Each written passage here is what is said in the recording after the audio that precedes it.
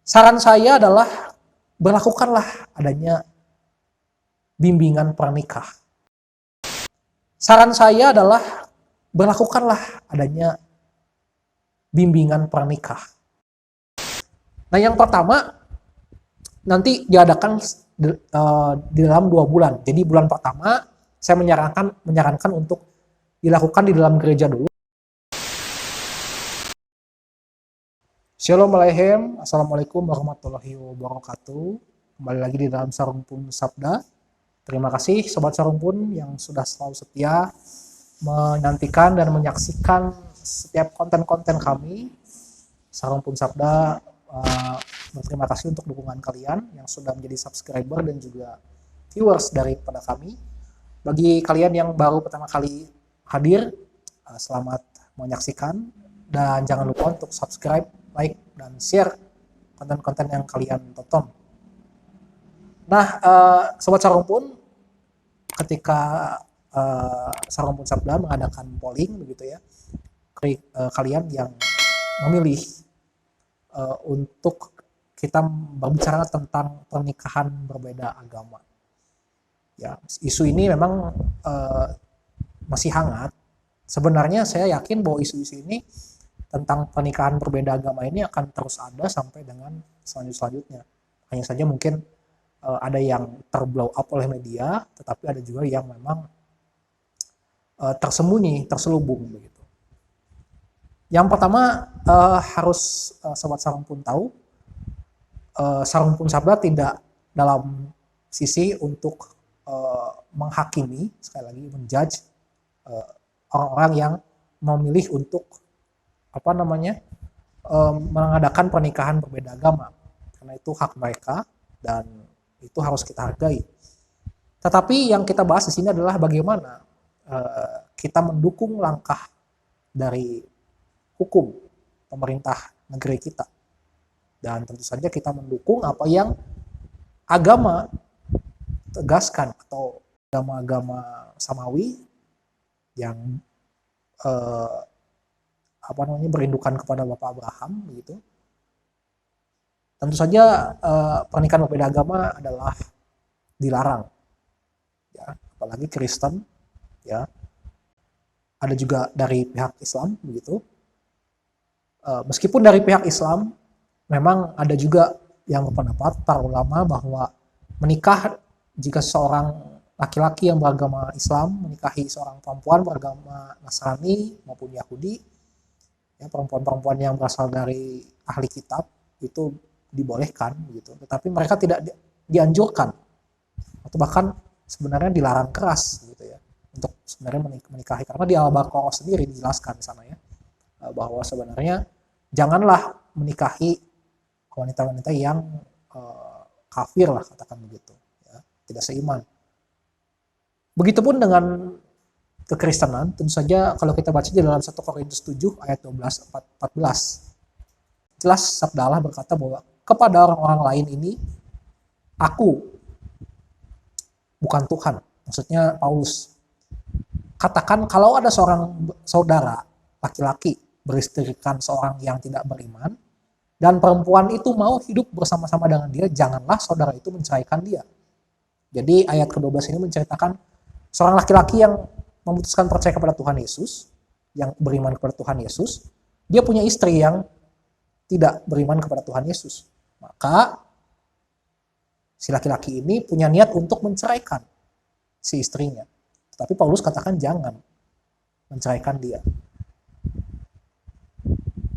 Ayat ke-13, dan kalau ada seorang istri bersuamikan seorang yang tidak beriman, dan laki-laki itu mau hidup bersama-sama dengan dia, janganlah ia menceraikan laki-laki itu. Artinya, kalau ada istri punya suami yang tidak satu iman, yang tidak percaya Tuhan Yesus, tapi si laki-laki ini mau hidup dengan si perempuan ini, maka tidak boleh menceraikan dia. Ini perkataan Paulus, gitu ya. Ayat 14, karena suami yang tidak beriman itu dikuduskan oleh istrinya, dan istri yang tidak beriman itu dikuduskan oleh suaminya.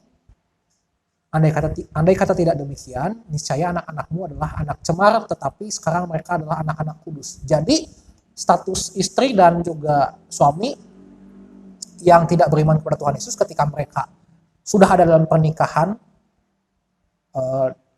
atau sudah dalam keluarga yang suami atau istri mereka adalah seorang yang percaya kepada Tuhan Yesus, maka mereka statusnya menjadi dikuduskan, ya. Dan bukan lagi keturunannya adalah anak-anak cemar, tetapi malah dikatakan anak-anak kudus, ya, gitu. Namun demikian ini bukanlah membenarkan adanya pernikahan berbeda agama, justru sebaliknya. Justru inisiatif untuk menceraikan yang dilakukan oleh istri maupun suami yang sudah percaya kepada Tuhan Yesus, mereka mau menceraikan pasangan mereka yang belum percaya kepada Tuhan Yesus, dilarang oleh Paulus. Justru inisiatif ini timbul karena mereka sadar bahwa saya sudah percaya kepada Tuhan Yesus, maka tidak pantas saya punya suami maupun istri yang belum percaya kepada Tuhan Yesus. Ini artinya ada dua kondisi yang saat itu sedang terjadi. Yang pertama, laki-laki ataupun perempuan, suami atau istri yang Kristen itu belum mengetahui bahwasanya di dalam kekristenan, ya, itu dilarang untuk menikah berbeda agama, tidak seiman. Yang kedua, ada kemungkinan mereka ini adalah orang-orang yang sama-sama tadinya tidak percaya dengan Tuhan Yesus, baik suami maupun istrinya. Tapi dalam perjalanannya, salah satu di antara mereka akhirnya menerima Tuhan Yesus. Namun pasangan mereka tidak mau menerima Tuhan Yesus atau belum menerima Tuhan Yesus. Dan akhirnya mereka memutuskan untuk mau menceraikan pasangan mereka. Tapi Paulus bilang jangan. Kenapa? Karena Paulus sebenarnya tahu bahwa niat mereka mau menceraikan saja itu sudah mencerminkan mereka menyadari bahwa sebenarnya tidak layak mereka punya pasangan yang tidak seiman. Tetapi Paulus bilang jangan. Ya, daripada nanti bercerai, pasti akan memiliki konsekuensi lanjutan. Mungkin mereka akan terjebak dengan hawa nafsu, perzinahan, begitu ya. Atau mungkin lebih baik bagi Paulus itu mereka hidup tetap bersama-sama. Dan kesempatan untuk memberitakan Injil menjadi penginjil bagi keluarga mereka tentu sangat besar dibandingkan mereka menceraikan pasangan mereka. Dan jangan lupakan perceraian tidak juga dibenarkan oleh kekristenan, oleh Tuhan Yesus. Karena tidak ada di teks ini kita membaca bahwa membenarkan seorang suami atau istri itu boleh menikah dengan seorang yang selain agama Kristen. Tidak ada. Yang ada, Paulus melarang untuk mereka menceraikan pasangan mereka.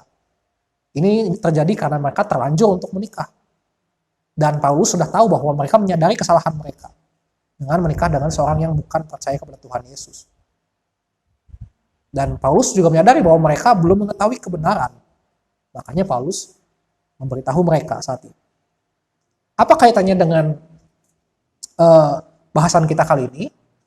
Ini mengindikasikan bahwa di dalam kekristenan sekali lagi tegas mengatakan bahwa kita yang sudah tahu sabda Allah, kita yang sudah belajar firman Tuhan, sobat Sarung, seharusnya ada dalam posisi menolak untuk menikah dengan seseorang yang berbeda, yang tidak percaya dengan Tuhan Yesus. Jadi kesimpulannya, kalau ada di antara kita yang tetap mau kekeh bersikukuh untuk menikah dengan seseorang yang berbeda agama, apapun alasannya, apakah dia memang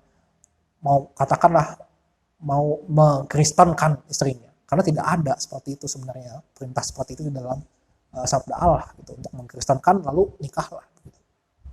Apapun alasannya, sebenarnya itu bertentangan dengan sabda Allah.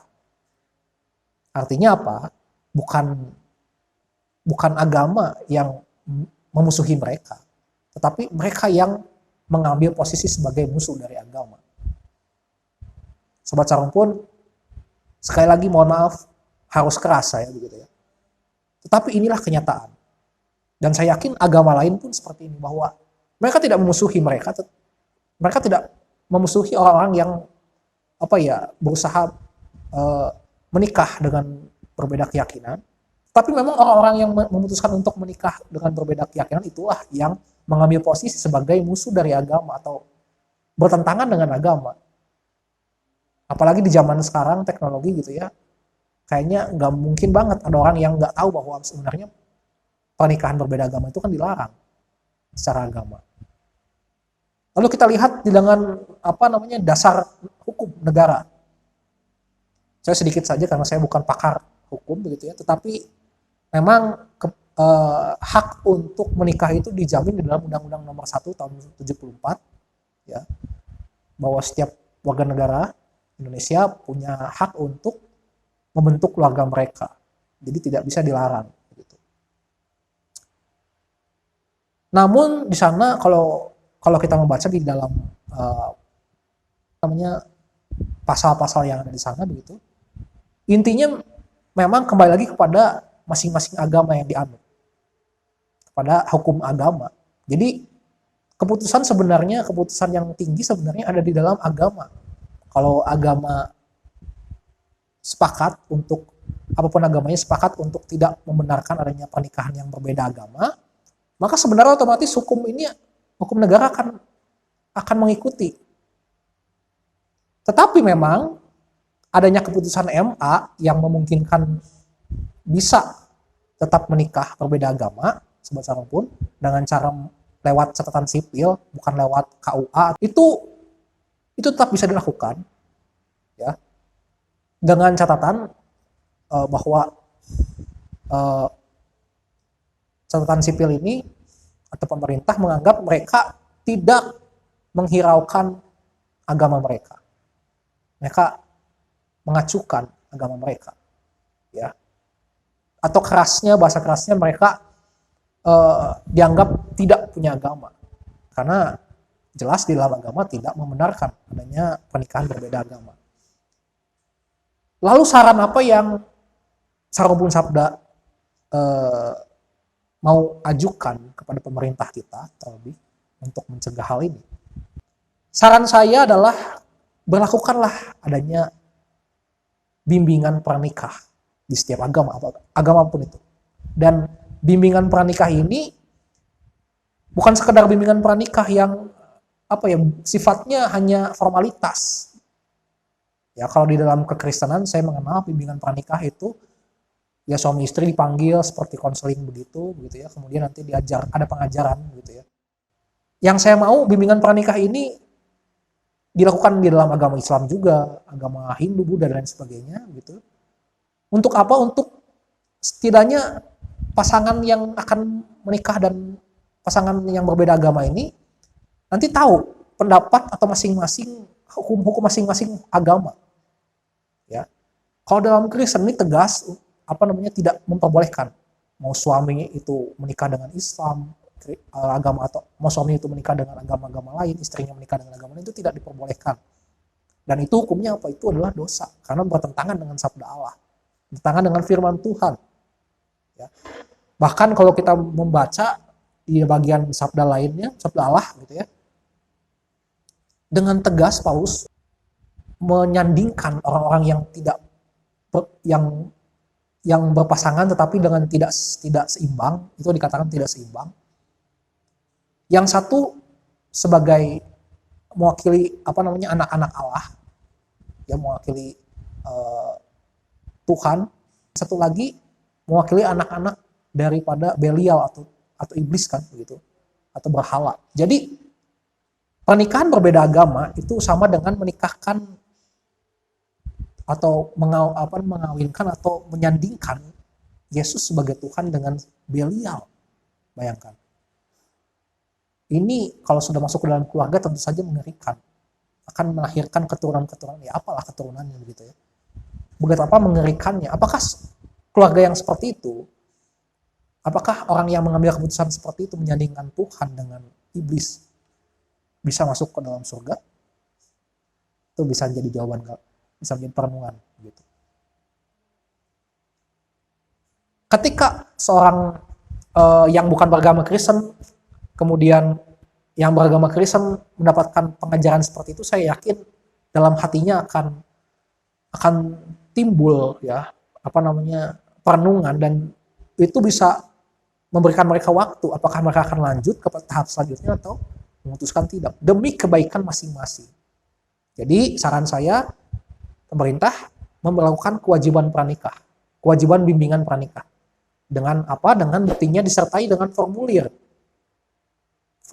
surat bahwa si pihak A dan pihak B yang berbeda agama ini sudah melewati bimbingan pranikah. Bagaimana tahapannya? Saya akan sedikit memberikan ringkasan atau kerangkanya gitu. Mungkin untuk tahap teknis lebih lanjutnya nanti pemerintah yang akan eh, lebih spesifik lagi. Nah, yang pertama nanti diadakan di dalam 2 bulan. Jadi bulan pertama saya menyarankan untuk dilakukan di dalam gereja dulu. Jadi mungkin misalkan saya ambil contoh laki-laki beragama Kristen dan perempuan beragama Muslim. Maka perempuan beragama Muslim harus legowo untuk ikut bimbingan pranikah di gereja ya selama 1 bulan dulu. Setelah itu beres, baru nanti ada gilirannya laki-laki yang beragama Kristen ini harus ikut bimbingan pranikah di dalam versi Islam. Apakah itu nanti dilakukan di dalam lembaga tertentu atau di dalam masjid itu terserah gitu ya, itu teknisnya saja. Nanti di pihak pertama di sana di formulir itu ada tanda tangan pendeta dari pihak pembimbing yang dari gereja. Nanti ada lagi tanda tangan dari pihak ustadz atau kiai yang mengajarkan bimbingan secara Islami gitu. Nah, kenapa saya menyarankan untuk ke gereja dulu? Karena Kristen ini kita tahu di Indonesia adalah minoritas. Dan jika itu tanda tangan pertama adalah seorang pendeta, saya yakin bahwa pihak dari ustadz ataupun kiai ataupun pihak dari Muslim akan berpikir 2 kali apakah mereka akan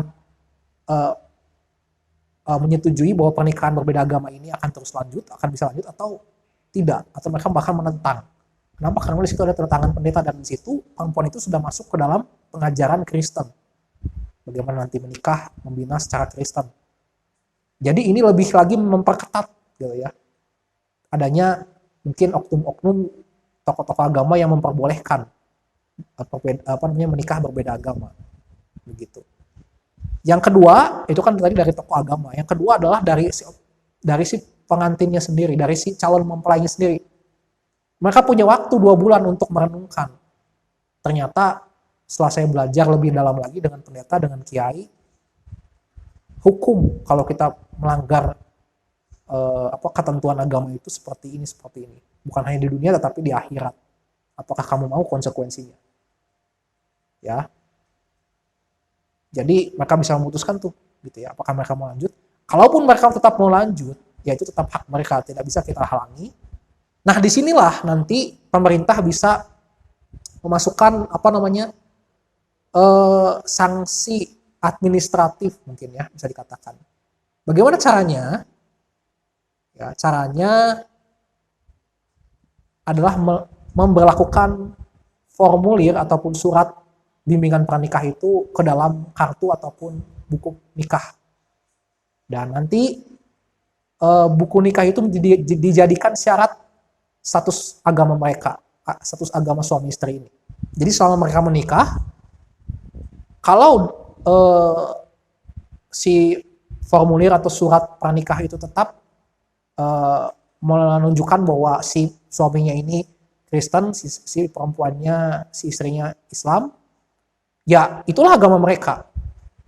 Mau KTP-nya diubah, jadi misalkan suaminya jadi Kristen, atau istrinya ikut Kristen, atau istrinya Islam, suaminya ikut Islam juga, tetap jadi pegangan itu adalah surat bimbingan pranikah yang mewakili nanti buku atau kartu nikah mereka.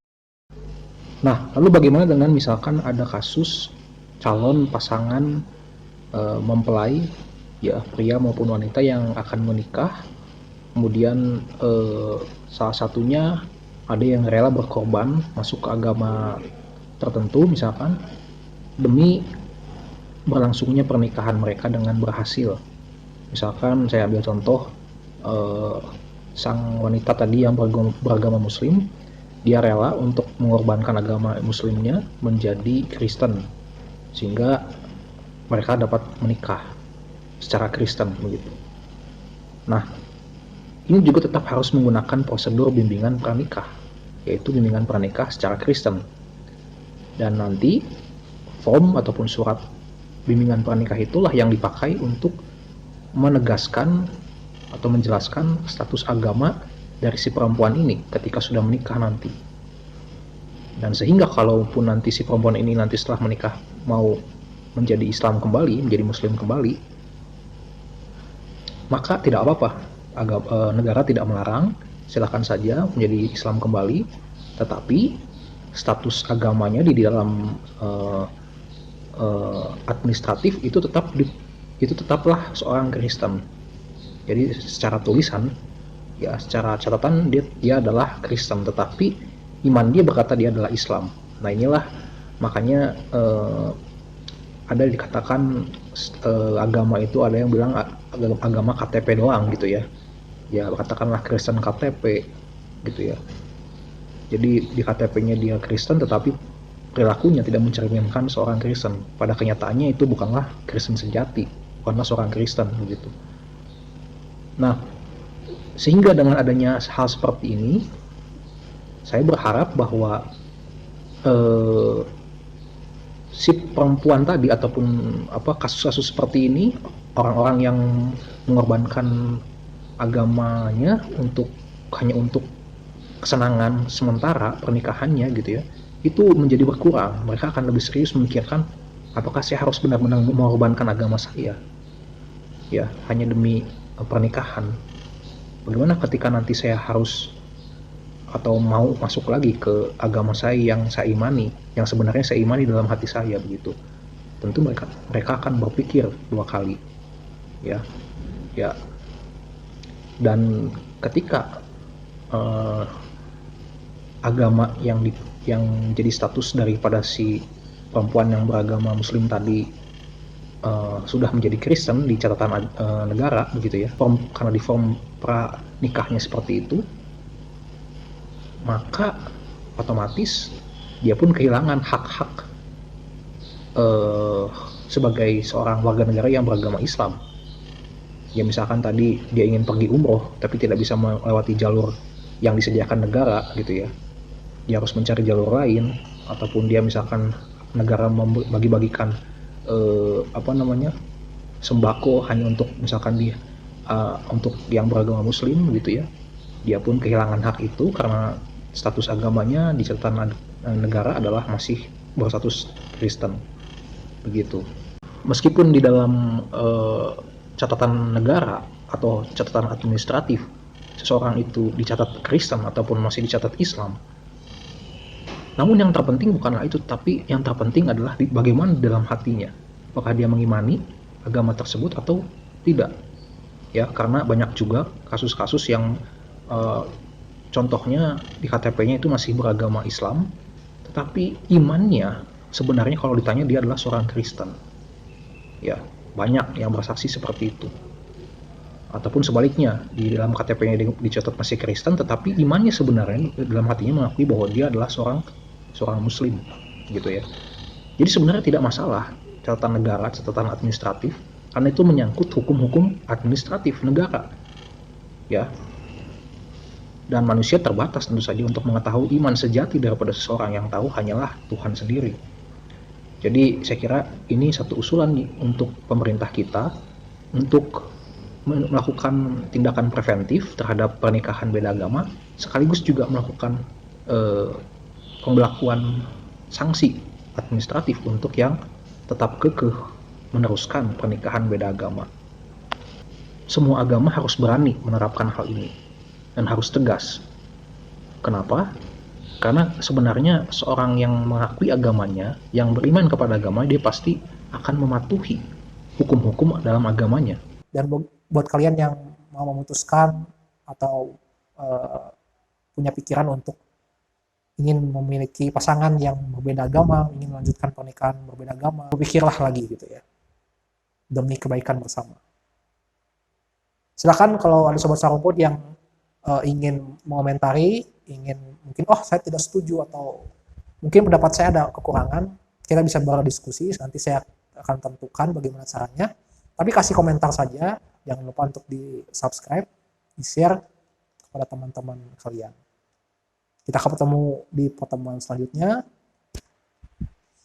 Tetap semangat dan tetap sehat, Tuhan memberkati kita.